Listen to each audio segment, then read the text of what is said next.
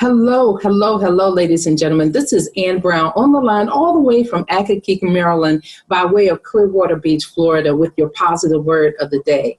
And ladies and gentlemen, the positive word of the day today is story. S-T-O-R-Y, story.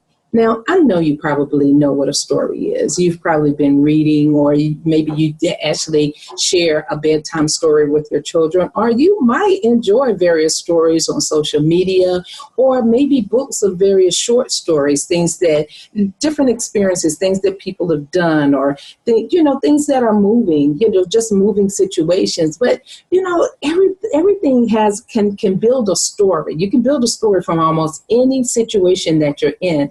And some people are great at telling stories. Some people have you sit there, listen to them, and you're just hypnotized by what they're saying and what's going to happen next. Some people are great storytellers. And some people, they live the story. Come on. Have you heard that story? Have you heard that song, 10 Million Stories? And that song is about the person that generally has 10 million stories for almost every situation in life. Do you know anybody like that? When you think about people who have stories, then sometimes we have to think about ourselves. Someone brought that to my attention. I think I told them that I couldn't do something. And they looked at me and they listened to my story and they said, you know what? I understand that you believe that story that you're telling yourself, but is that really true? When you think about it, is it really true?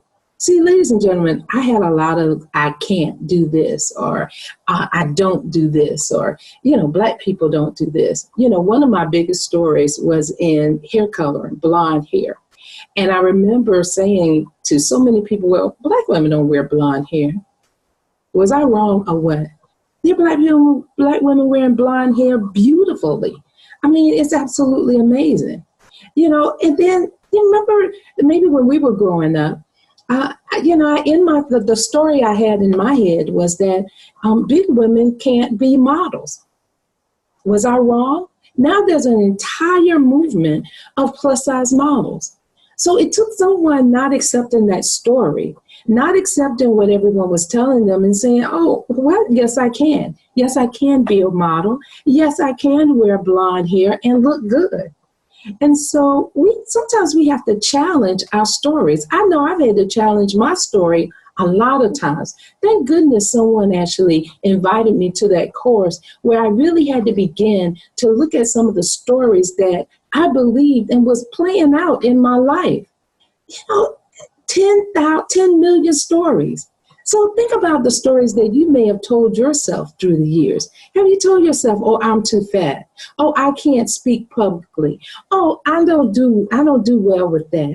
Oh, I'm too dark, or I'm too light, or I'm too skinny, or I can't do this. I can't learn. Oh, no, I don't learn that way. I can only learn this way. Oh, I don't do that kind of stuff. Oh, I can't eat this, or I can't be that, or I can't. How many stories are we actually implementing in our lives? And how powerful would it be to change our story? If we were to change our story, our lives could change just like that. I remember someone suggested that I go to law school. And I said, I can't be a lawyer because I just don't like to read that much.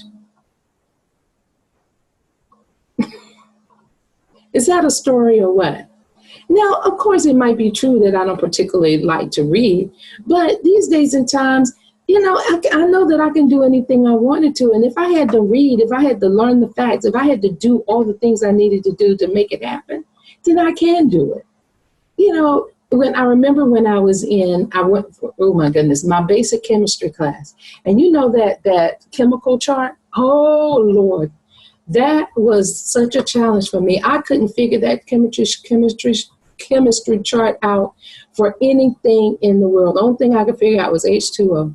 And all those other elements and stuff, it just really was over my head.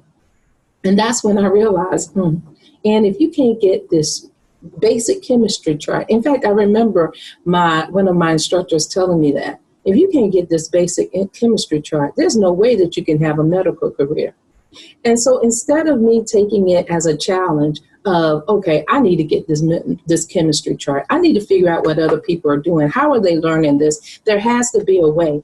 I took that as feeling less than, and that I couldn't be a doctor because I couldn't learn that chemistry chart, or I couldn't do this because, I couldn't get past that chemistry chart, and I let it block me, and I changed my major to something else, something that I thought was easier, something that I thought that I could grasp.